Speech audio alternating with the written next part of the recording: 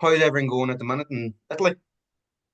Personally, or rugby, or everything? We can start off personally, and then we can go into the rugby. No, personally, all good. Summer's coming in over here, so obviously it's getting very hot. But no, enjoying life over here. Rugby wise, not as good after the last game, but obviously we're still in the playoff position, so we've got two more games to try and lock in, and then we'll see in the after that. How do you feel about the games against Glasgow Munster? Yeah, yeah, yeah. I mean, two of probably the biggest challenges of the year. Yeah, I think they'll come down to either like a pretty close score. And if I'm honest, the boys do have a tendency to turn it on when we need to in big games, like we showed last year, especially at home. I think the first game against Glasgow will be big for us. But going away to Munster, I think unless you're Edinburgh this year, a lot of people have struggled over there. So hopefully we yeah. can replicate some of that. Oh no, 100%. Obviously, but the thing is, they're fighting as well for Mm, that final playoff place. I think that'll be a very entertaining game on the last day mm, between the two. I think you'll vie it out for that final spot. But if you hope get so. if you get the playoffs, how confident are you that Benetton could potentially do something special? Like you, Yeah, I mean, I think we've spoke a lot about what happened last year with the Bulls, how close we came to getting into a semi-final, and then once you're in the semi-final, anything can happen. We saw against Northampton versus Leinster yeah, in and like that's the unthinkable for a lot of people. But obviously, once you get into those stages, it just comes down to the day. So I think we if we get that far, obviously we can lean into what we did last year. We can speak a lot about that and how close we came to beating the Bulls. And hopefully we could do something better this year. well, I take interest from that of the Leinster Northampton. Do you, as a team and as a rugby player yourself, feed off games like that, being like, look, if that can happen, why can't we do it? Obviously, I think everyone thinks that, like, especially playing against Leinster in the URC, you know how strong they are, and you see a team like Northampton who have been a bit up and down this year to Yeah. go and do that at their place. It does give you like a sense of hope and a sense of like, well, if they can do it, why can't we? And same for not just Leinster, but a lot of the big teams, like Glasgow this weekend. Hopefully, we can pull off something similar. Yeah. And look, as I say, I'm wishing you all luck with the Benetton final kind of end of the season. But for you and your kind of ambitions, obviously club's important, but are you kind of looking towards the future as well? Because you've got 1 year left in your contract. Are you looking to stay in Italy? Are you looking to build that, or are you looking for other things? Yeah, I mean, me and my family would love to stay here. The way that Mhm. rugby is at the moment, like some stability is what you need. And we enjoy being in Italy. We're starting to learn the language. We've got a little community here that we enjoy. So if that opportunity came, we'd absolutely love to stay. But obviously, we know the nature of rugby. Like it is a business at the end of the day, and if whatever has to happen would happen. But no, I think for what I would like to do would be to stay here if possible. Yeah. I was going to ask, you're a new father. How is fatherhood going for you? Amazing. I absolutely love it. Like if rugby was to stop tomorrow, I'd still be happy that, I became a dad. I love it. Even like waking up in the mornings at 2 a.m., 3 a.m., whatever it may be, I'm still so happy that I can be a dad. It's kind of strange. I hear some people like moaning and groaning through it, but I'm like, I can't see anything but like happiness whenever I see my boy's face. Does that come from kind of your upbringing and your family? Because obviously you come from a lineage of rugby players. Like, is there that kind of just family mentality, personality within your family of just relaxing and enjoying things, especially Yeah.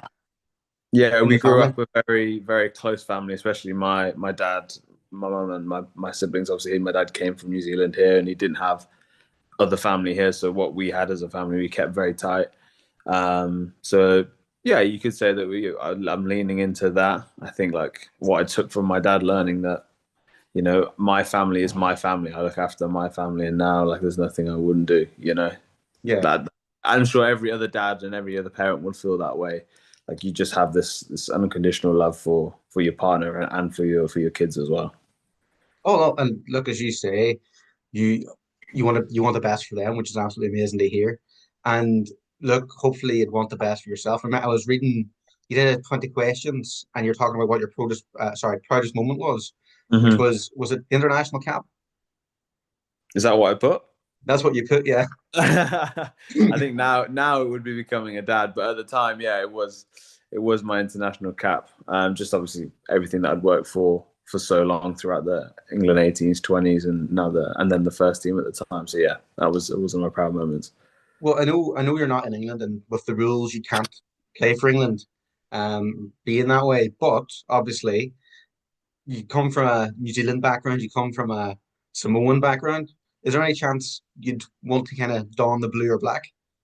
Yeah, no, absolutely. The blue mainly. I think Yeah, I'm a bit far gone to play for New Zealand. I don't think they'd be looking this far into the world. But no, for Samoa, definitely. It's something that mm, when I was a kid, like, seeing my dad's jerseys at home from the 95, the 99 World Cup, when you create a player on like Rugby '08, my nationality was always Samoan. It was never English. So I hopefully this summer or in November, I'd like to put my name in the hat to play. yeah. Um, so if that happens, I mean, I'd be absolutely thrilled. I got a chance to represent my mum's side for England and now to represent my dad's side. I'm trying to speak to my cousins to see if any of them would play as well. Try and get a little link. But no, for me, I would love to play for Samoa as soon as possible. I was going to actually ask, would that be for the next World Cup rather than as soon as possible? Wow, the World Cup would be the dream, and obviously it's a pinnacle for every rugby player. So if I could maybe get a couple of caps on the way before that, that would be great. But the World Cup for me is a dream. Well, I was going to actually pick up on what you said about rugby '08. I grew up playing the game myself, and I've not seen another talking to someone who's involved in rugby talk about it previously. I know obviously your family would have been a major influence in you playing rugby, but do you think stuff like that brings an interest towards rugby as well? As in what, having rugby games, Having bringing rugby people. games to help grow the sport? Absolutely. Like you see, like I only started following NBA because I played NBA 2K. Like Yeah. same with people playing Madden, they then follow. So I'm not sure how good this new rugby game is. I've not played it yet, but from all accounts, it isn't as good as Rugby '08. Obviously, Hmm. Rugby '08 is the goat of rugby games, but I Yeah. think something that rugby could do better because it just opens up so many different people to see in the game. People play games that people play UFC and they're not fighters. They play boxing and they're not boxers. So it opens up their eyes to a new sport. And would you obviously like to see that kind of growth in the sport? Absolutely, I would be the first one to download it if there was a kind of like FIFA style game, but for rugby. Everything is so intricate and so detailed. I would be playing it non-stop. And look, as I say, I know you've moved to Benetton sort of through Auckland in New Zealand. Um, Obviously that kind of came about through, I choose my words maybe incorrectly, tragic circumstances where the Wasps kind of fell apart. How was that for you? Because I know I've seen your pin post on Instagram, which you had a lot of love for the Mm. Wasps. So how did that feel at the moment, and how does it feel now still? Yeah, I did a chat with Counter Ruck whilst I was in South Africa, the Instagram page, and I said on there like it's as a rugby player, I would wish no one else to go through that. What we had to go through, what Worcester had to go through, and what Irish had to go through. For me, I had a lot of love for the club because it was where I was from. That at the time they'd moved to Carve. I grew up in Kenilworth, which is 10 minutes down the road. So I knew a lot of the clubs we were going to go play like around in the community. I knew a lot of the people. I knew a lot of the staff, even at the Rico. Like I knew a lot of those people. So for me, when Wasps went under, it was like at the time it was like the end of the world. Like Yeah, I'd loved for so long, just been taken away within like 17 days. I think it was that we knew about. Now being here, in a way I'm glad that it happened, that it allowed me to find something new. I don't think I would have ever left Wasps, but now I'm living in Italy. I've had a son. I'm engaged. I'm not sure if those things would have happened if I'd have been yeah. in at the time. So obviously with every bad thing that happens, something good can come from it. But I'm still trying to think back to the days at Wasps. Like I feel like I've erased a lot of it now. Towards the Yeah. end of it, I feel like everything's just a blur, and there's a lot I wish I could remember, because it was such a good time. We had such a good group. There was a lot of that around that COVID time where we were on fire. But yeah, no, I would not wish anyone to go through that ever. Obviously, it's really sad, but when you talk about the group, I was talking to Paolo about the group now that you have in Benetton. Like he was talking about how kind of diverse and from the amount of nationalities you have. But then you've got your wee English contingent of English Irish, English Italian, sorry, Hmm. where they all seem to be representing Italy from an Mm. English background. How has that been able to help you? Look, I know you say you're learning your Italian and all that kind of thing, but was that a kind of a safety net and it kind of helps you kind of ease into life in Italy and with Benetton? Yeah, absolutely. Like coming, the kind of two ways you can do it. You can come here and you just keep with the foreigners, you keep with the boys that speak English because it's like you say a safety net. Or you have that way of full immersion where you're kind of like what Rainer Smith did. He came, fully immersed himself, learned the language, and now he's like considered the best Italian speaking foreigner. Yeah, So um, I think we learnt a lot at the start on that foreign group just because there was a lot of us at the time. Like we also had like Marcus Watson here, Sam Hidalgo, Klein. We had a lot of people that could speak English, and it just made it so much easier at the time. In hindsight, I think I'd have rather done what Reino had done and immersed myself more with the Italian, so that I'd have learnt more in this kind of 2.5 years of the Italian culture. I kind of came probably a bit resentfully here, like, oh, this isn't England. It's not the same thing. It's not this. It's not that. Whereas I should have just been open arms and kind of walk into the Italian lifestyle because I've learned a lot, now, yeah. like how they do things is so much more relaxed. The way of life is so much better. And I would have learned the language a lot quicker than what I'm learning at the moment. Well, I was going to ask of how do you compare your life in Italy to English life, and how do you compare Italian rugby to what rugby was like in England? Lifestyle is very different. Everything is a lot slower here. Like trying to painfully slow at times, trying to get someone to come out and fix something. He's like, yeah, yeah, yeah, I'll see you there, and then doesn't turn up for 2 weeks. Whereas in England, obviously, you call once and someone's pretty much at your door. But me and my partner have really kind of enjoyed how slow the life is. It's made us realize what is important, what you do need, what you don't need. But in terms of rugby, it's very different. Just from the stuff we've done with kind of the end, you go out and you do coaching with the younger age groups. They focus a lot here on the contact side of things. So these boys are really good at tackling. They're really good at throwing their head in the spokes, but they don't spend a lot of time on the skills and the finer details of the handling. And that's one thing I noticed kind of straight away when I came here is that a lot of boys love to tackle, love to gym, but they're not too big on doing a lot of skills. And it's something that as a foreign group that we've now come in, we've kind of implemented. Look, boys, if we want to progress, it's Yeah. great that you're like an unbelievable tackler and you're in great shape, but you could be even better if we all put a focus on skills to make us a better team. And now they're opening their eyes to it, and it's helping. A lot of the boys have got a lot better in a short space of time. I was going to kind of look at that and think you look at yourselves and you look at Zebra of they're very much an Italian team. Everyone's Mhm. Italian there, where you do seem to have a different kind of look and different kind of makeup in terms of the squad. Do you think that in regards to kind of your by the sounds of it, your influence along with other foreigners that's actually helped the Italian national team to an extent? Oof, that's a big statement. I don't know. I don't know if kind of my personal influence has helped, but I Yeah. think having more players that have been in different systems come to the club has definitely opened up eyes, even for coaches, I think, as well. Maybe it's opened their eyes to how other clubs can how they've been coached there and what they put emphasis on. I kind of felt when we came last season, we had a lot of foreigners at the start when the Italian boys were after the World Cup when they were away, and it felt like that when the Italians came back in, we kind of brought another level to the Italians. And when the national boys came in, like everyone was firing on the same level.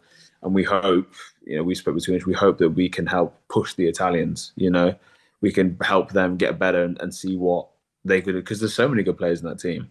Yeah. Like you look at the likes of like the Canoni brothers, Menoncello, like, the guy's a freak. And if we can help from our experiences elsewhere, like Malachi's experience can help someone else here, hopefully then we can make these boys or help these boys to reach their potential. Yeah, no, 100%. And just interestingly, is what what is Minicello like? Like as you say, he's a big boy. He can carry. He can go in, put his head where, as you say, you don't want to put it. But then he has those little flicks and tricks at times. What's kind of made him as well? That the guy is like a generational talent. Like he is freakishly strong, freakishly quick. Like the way he's improved his passing game in the last year as well is impressive. Like credit to him. He can kick. He doesn't show it very often, but he has got a very good boot on him. So I've got a lot of that kid. He's one of the best centers in the world, and if he keeps going the way he's going, and he's what I like about him, he's very humble. He's like, I called him, oh mate, you're the best center in the world. He's like, not yet, and I'm like, good, I like that. You want to Yeah, keep pushing. He knows where he wants to be and knows what he has to do to get there, which I really really respect.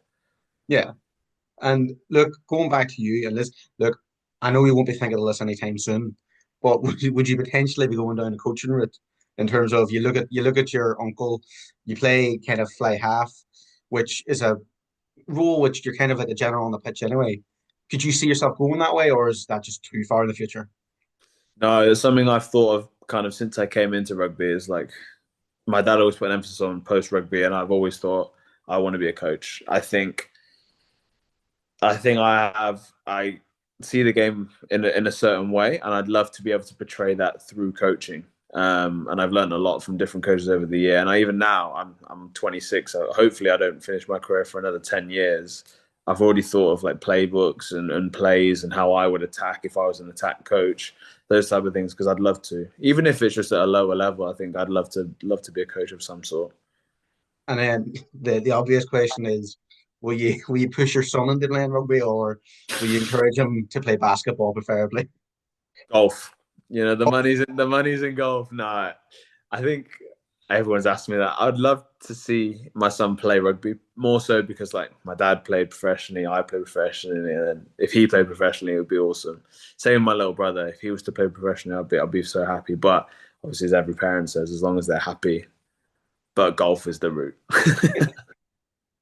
Are you a golfer yourself then? No, no, but I've seen the Netflix series, and Hmm. um, those guys have a good lifestyle if you get it right. Well, I was talking to Paul about this as well. You talk about the Netflix series. Do you think rugby missed a trick with the Netflix series? If I'm being honest, yeah. If I Yeah. am being honest, yeah. I think that if you watch the All or Nothings, the Hmm. football one, I've watched the Man City one, maybe the Tottenham one.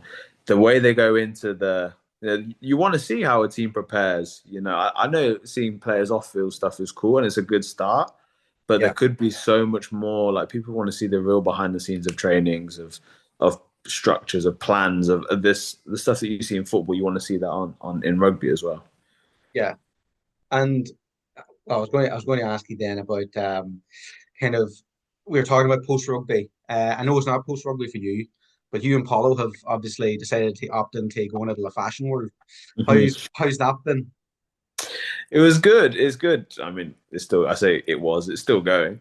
Uh, no, it's good. It's something that I always wanted to do. Obviously, do something away from rugby, and I could.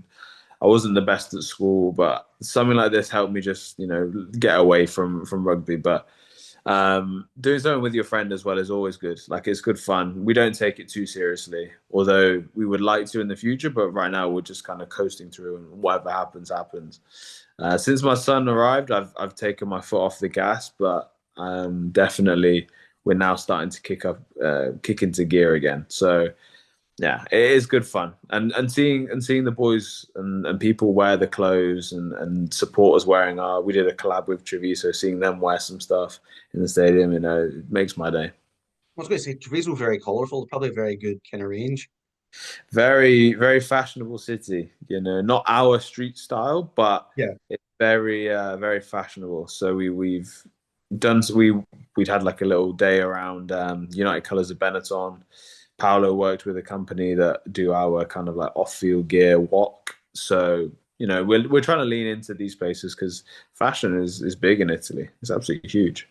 Yeah, you'd guess with Milan. Exactly, exactly.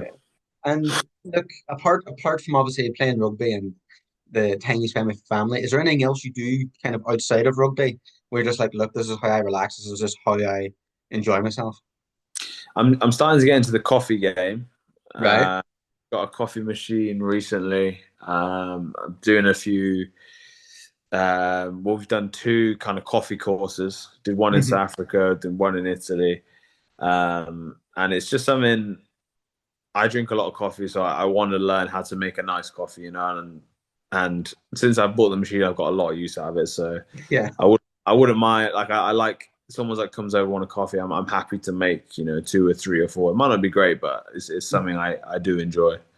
Is it kind of you don't grow the beans or have them specially delivered or No, no, no. More the coffee art or the process of right? making coffee. But there's a really good coffee shop in Treviso that a lot of the boys go to. So I get my beans from there, and then just I'll just make it at home. I was going to ask because Paulo was talking about the kind of coffee culture in regards to Benetton as a club where you will go and you'll have coffees and you'll socialize that way. I'm guessing it's very different from the socializing in England that you did with your players. Ooh, I'd probably say it's more. We do a lot more of it here, especially on Hmm. away trips. Like the boys will, six or seven of us will go and just drive to a coffee shop and just sit and chill. Obviously, Italians have a different way of culture of coffee. They'll just stand at the bar, drink it, and kind of move on. But no, it's definitely different here with the group we've got, and I do enjoy it because you find new places. A lot of the boys here will send in recommendations of places they found. Matt Gallagher and Rainer Smith are both very into their coffee as well, so they've been always sending stuff through. Yeah, It's better. I'd say there's more nicer coffee shops in England, yeah. but the coffee culture is a lot better there. But the way we're doing it at Benetton, it is good. Well, I was going to just pick you up on the point where you talked about travel. As part of the URC, obviously there's a diverse range of clubs and different approaches. How have you felt? Obviously, one with having to travel and then play and come home and play the next week, and then how has it been having to, as a club, basically tactically approach games because of the. I know it's very stereotypical, but each country kind of has an approach to how they think rugby should be played. How has that been for you and your time in Benetton?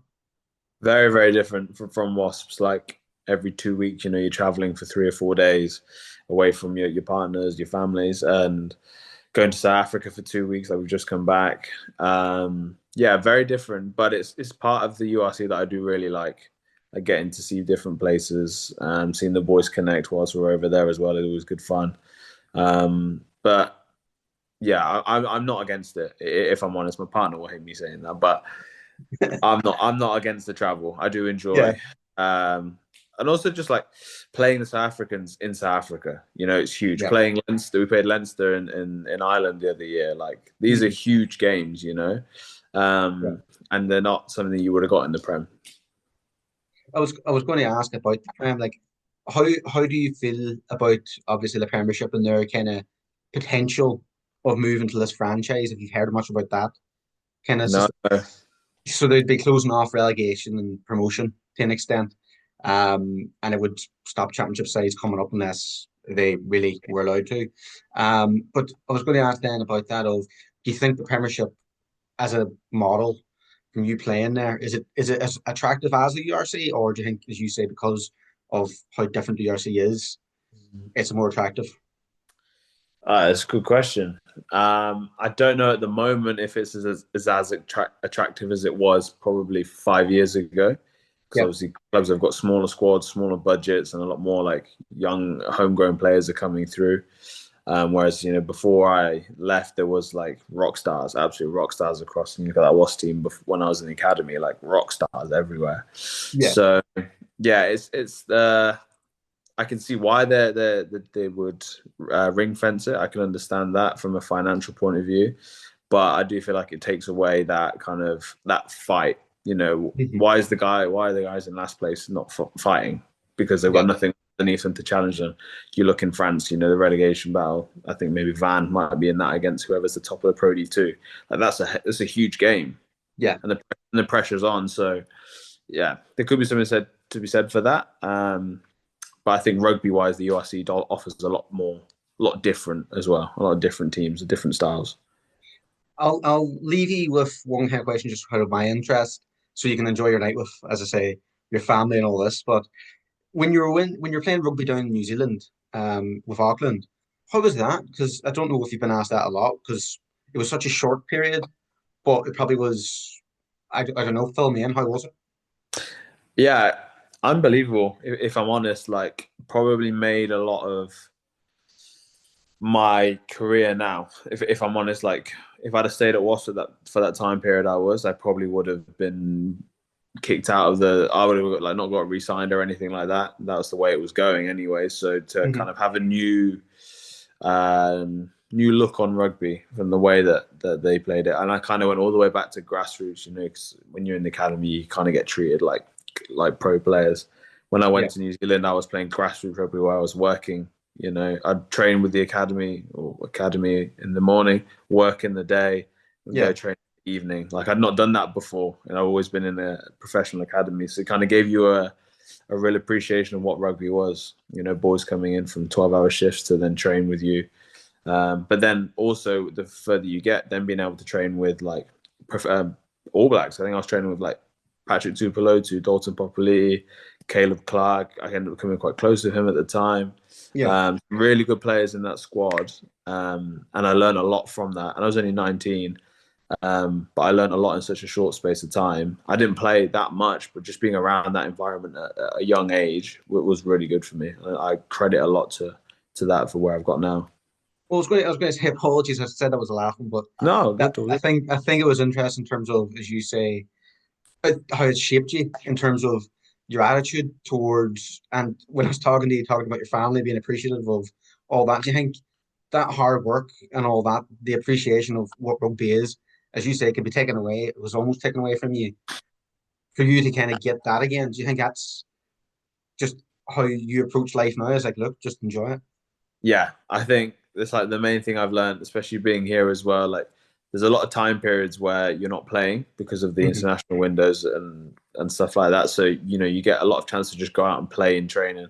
And I found that whatever's going on elsewhere for me, like being on the rugby field is like where I'm comfortable. It's where I'm happy, and I could just forget everything else that's going on. And it's made me, since I've had that kind of change in mentality of look, just enjoy being out there. It's made me enjoy my rugby a lot more, you know. And I can only, it's why I love the sport, It's why I Yeah. played it from such a young age to now, and why I want to coach is because I just enjoy being out there. And on the pitch, what's your favorite position? Just out of curiosity. I think obviously fly half, but I do enjoy playing fullback a lot.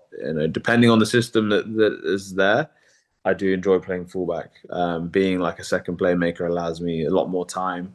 Hmm. Um, People think that I'm more of a passer than a runner, but I do enjoy running the ball, and it's something I've found the love for again quite recently. Um, but having that control over a team, I also enjoy whilst being a 10 and getting a lot more touches on the ball. And I've not had the opportunity to ask someone this about playing 10 and being kind of a kicker. Hmm. How does it feel having the responsibility? And if you are late on in the game, knowing, right, if I miss this kick, look, I might get a wee bit of grief, but, or the opposite of, look, if I score this, people will be, yes, nice. Yeah, it's tough. We had one at the start of the year against Scarlets where I missed it to draw, and I Yeah. missed it terribly.